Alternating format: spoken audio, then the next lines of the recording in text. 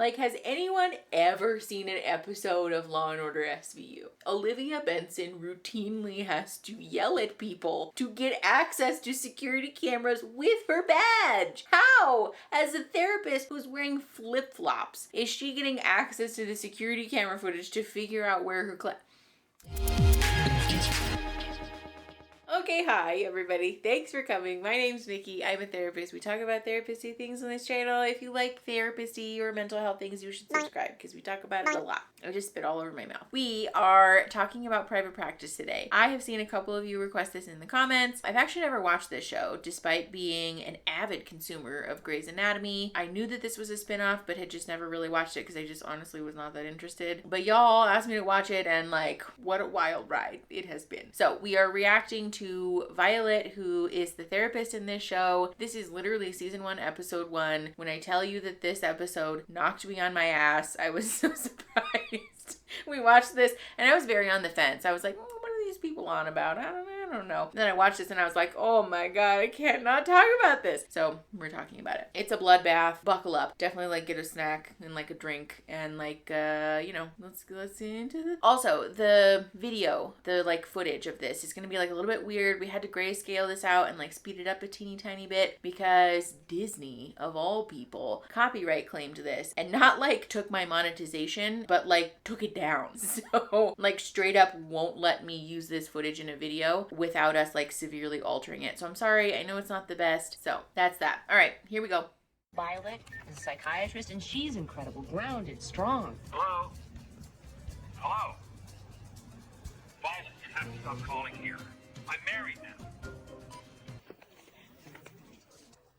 Really quick, before we get into that, whatever this is, the whole like trope of like therapist who's secretly a mess in their personal life, like, are therapists real people who are messy and human? Yes. But are therapists like actually a train wreck human beings? No. Usually we do a decent amount of work on ourselves to make sure that we're okay and healthy enough to help people do their own work. So I'm frustrated by the show's portrayal of Violet as this like absolute wreck of a person. That's not how it is in real life.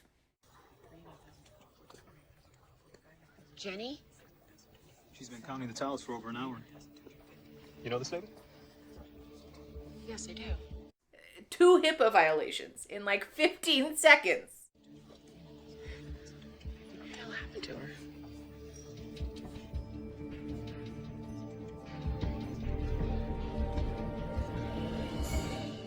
She had your card in her wallet. Well, thank you. Thank you for calling me. My sister, she's got mental problems. She's a good person, but she's got mental problems. That's why I called you before I called the cops. Oh, yeah, we don't need the police. I can handle this. Can you do it quick? She can't stay on the floor like that. She's obstructing customer flow, and if she's there... Look, if you give me some time, I will take her out of your hair. Can you do that for me? Paul, can you do that? Yes.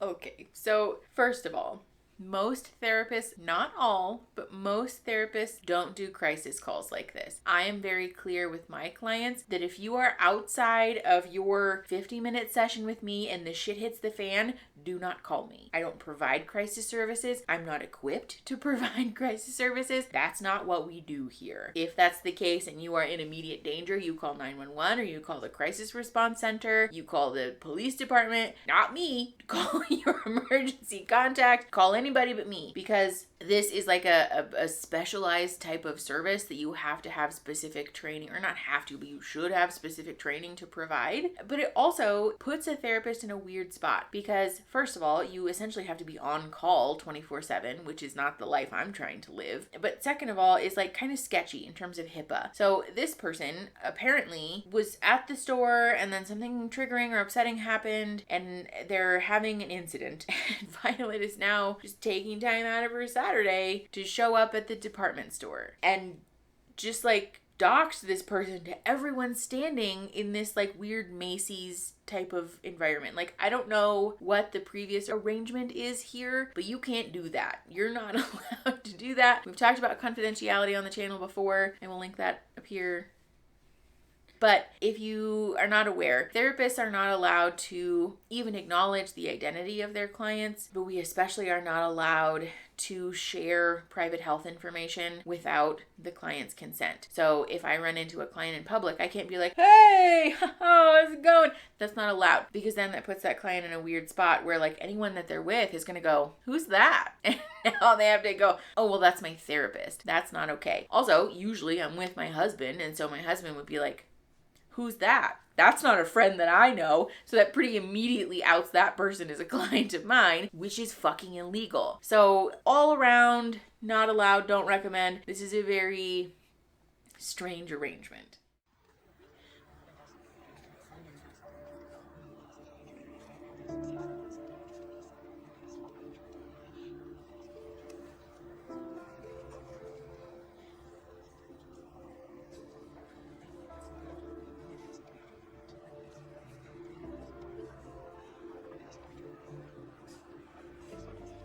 You're getting charged by the hour, so you might as well hear me. Jenny, did something happen to make you feel out of control here in the store? Okay, this is another thing that rubbed me the wrong way. This client did not expressly invite Violet into this environment or arrangement. As far as I'm aware, it sounds like the client's brother or somebody called Violet. So that's not ethical for Violet to be like, you're getting charged by the hour. She didn't agree to this. She's in the middle of a crisis. So you're charging her by the hour for services that she didn't ask for, which is a little bit predatory in my opinion. Also, the like counting thing, I'm not sure, I don't remember if they specifically name that she has OCD or if it's just supposed to be implied, but the whole counting thing is very frustrating to me. It's not abnormal for people to count or to use different compulsive behaviors to deal with anxiety or feeling out of control. By no means is that, like I said, abnormal. It's not pathological, it's not weird or shameful, but it rarely presents in as severe of a presentation as this. It's kind of annoying to me that they would come right out of the gate with this because this is stigmatizing, you know? Mental illness looks so many different ways, and this was a really cool opportunity to show a therapist interacting with a client in a way that is like reflective of what real life looks like and paints therapy in a light that encourages people to go to therapy and makes it seem approachable and enjoyable and like the service that it actually is. But instead, we made it out to be this fucking circus show where the client in this situation appears to be like a sideshow fucking attraction for all of the people inside this fucking Macy's, and the therapist apparently gives no shits about the legal or ethical responsibilities. Like, we're just fucking off with all of the appropriate responsibility and representation here. Like, it's frustrating to me and it's disappointing because, again, like, this was a cool opportunity to showcase this profession in an encouraging and positive light, and we just were like, no, but like ratings though. Well, we've been working on rage directed towards your husband for leaving you. Are you angry? That's okay. Feel the feelings. Get angry. Let's talk about getting angry. Thanks for telling everyone standing around that her husband left her, that she's struggling with rage, that they're like... This is also why crisis services are a little bit of a sketchy territory, because the privacy and confidentiality is tenuous. You can't guarantee privacy or confidentiality in the middle of a fucking department store. So, like, how are you supposed to appropriately intervene? And again, this is not a service that I provide, so it's not like I would really know, but I wouldn't do it this way. Okay, so the camera died, but also I forgot to move it before we added this in over here. So, sorry. It's fine. She's not answering. Yeah, I got that, Paul. Now, what's the deal? She gets upset, so she goes crazy with the counting? Well, for many people, counting establishes a sense of order. Oh my God, when did my niece turn 80? We got knee pads on our late. Hey, Jenny, can you look up at me? Can you look into my eyes? Come on, Jenny. I know you can do this. Whoa.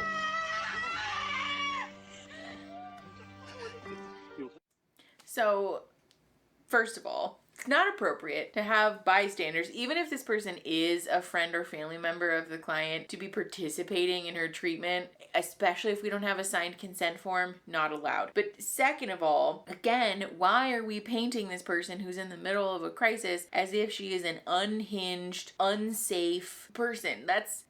It's frustrating to me because people experience mental health crises like all day, every day. It's not abnormal. Like panic attacks and depressive episodes and suicidal ideation and like all range of different mental health crises are like relatively common, but they don't necessarily look this way, and they certainly aren't something shameful, and they certainly aren't something that we need to make a spectacle out of, you know? And again, this is something that we could have represented on TV to make people feel seen and to talk about from like a more fact-based point of view, but instead we turned her into like a caricature of like a crazy person, and it just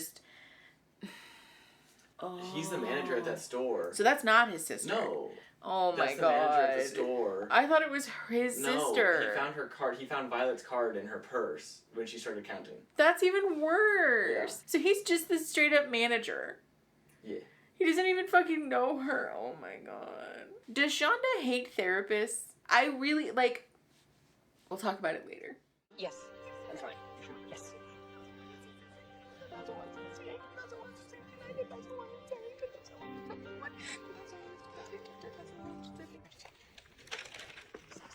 Thought you might be hungry. You'll have to pay for it. That in the ice pack. And the flip-flops. Thanks. You okay? Yeah. It's just, look, I know her. She's been coming to see me for months, and she's gentle. You can't say that. You can't tell anybody that. Oh my god. Even in a crisis situation where you can't guarantee confidentiality, you can't just give away the details of a client case to complete strangers. Paul! Look, I'm sorry. Look, I don't think you know exactly how to handle this. I do know how to handle this. There's gotta be something here that I'm not seeing, something she's not telling me. But if she's not telling her shrink things, then you must not be very good at your job. You know what? Patients hold things in, Paul. They hold things in for years. Just do not touch her. We have to. Also, it's super inappropriate for a therapist to put their own ego ahead of the best interest of their client. If she's really in a place where this client is not able to be appropriately reached by therapeutic intervention, don't get me wrong, like, fuck the police. But, like, sometimes there are limits to what we can accomplish as mental health professionals, and there is a lack of infrastructure in terms of what we have access to. And this is why things like the Crisis Response Center or other, like, mental health specific crisis units are really useful and really important to have access to. But like, it's inappropriate that she's like, well, I can do that. It's not about you. It shouldn't be about you. It shouldn't be like a personal victory for her to try and talk this person out of counting the tiles on the floor. If she's not okay, she's not well, and she needs help outside of this therapist intervention, that's okay.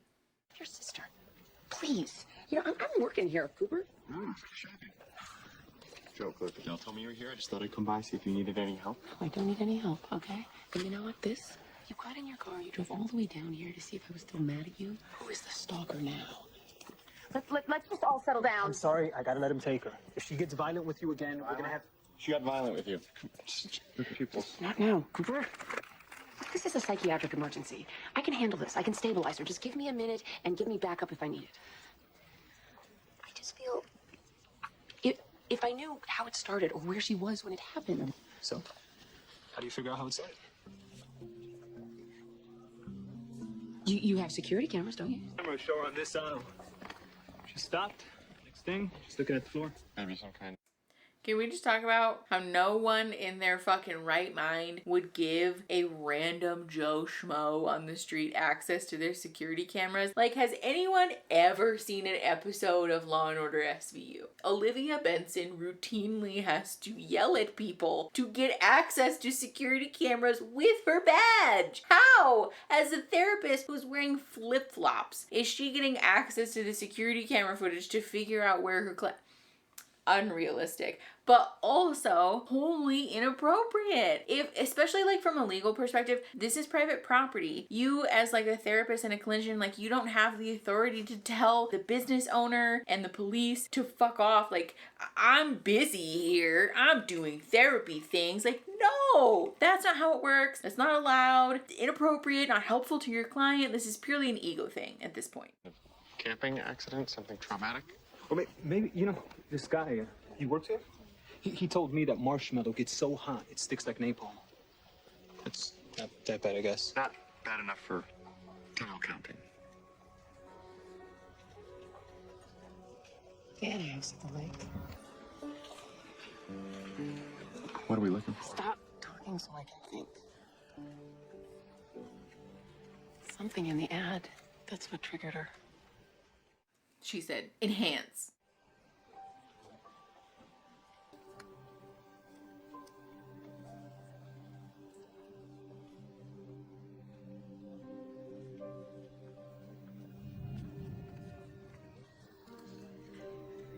Did you have a boy? Jenny, did you have a son that we haven't talked about? Did something happen to him? Jenny? Did he... Did you lose your son? Did he pass away? Did nothing to lose our please! 36, 25, 20. First of all, it's concerning to me if Violet has been seeing this client for this length of time that she doesn't know that this person had a son. But second of all, therapists should not be afraid to use the word dead. If her son is dead, then her son is dead. Say that. It's frustrating to me to see mental health professionals, not that this person is a real mental health professional, obviously it's a TV show, whatever. But if somebody's dead, just say the word dead. We shouldn't be like dancing around the issue.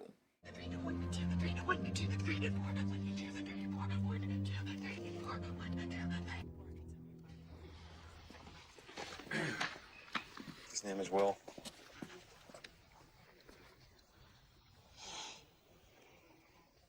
How on earth did they get access to this dead child's medical records? As far as I'm aware, Cooper, in case you don't know, Cooper's a pediatrician. But as far as I'm aware, Cooper was not this child's doctor. So how on earth did they get access to this child's medical records without his parents' permission? Who are these people?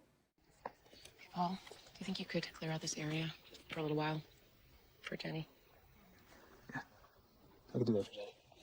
Why did we not do that in the first place? Why were we just like, nah, make a show out of it. It's fine.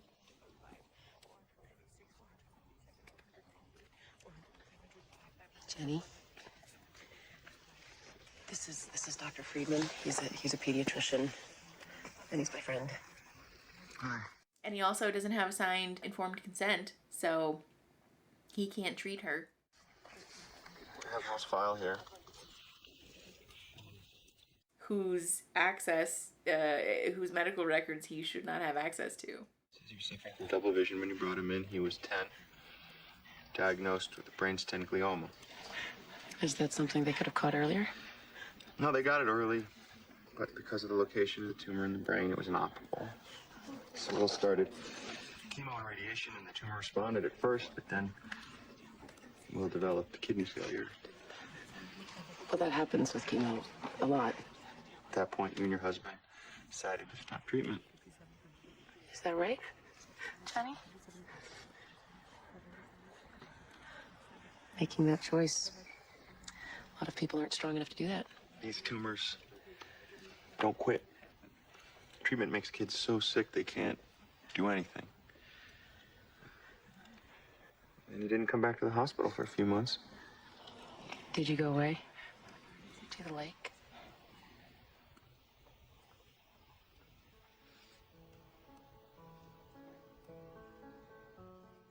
This is not allowed. Like what they're doing right here, where they're like telling her the story of her life, first of all, kind of manipulative. But second of all, he shouldn't be part of it. It's not allowed.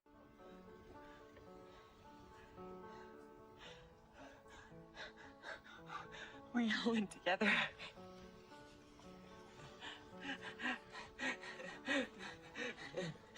That's what I would have done. Exactly.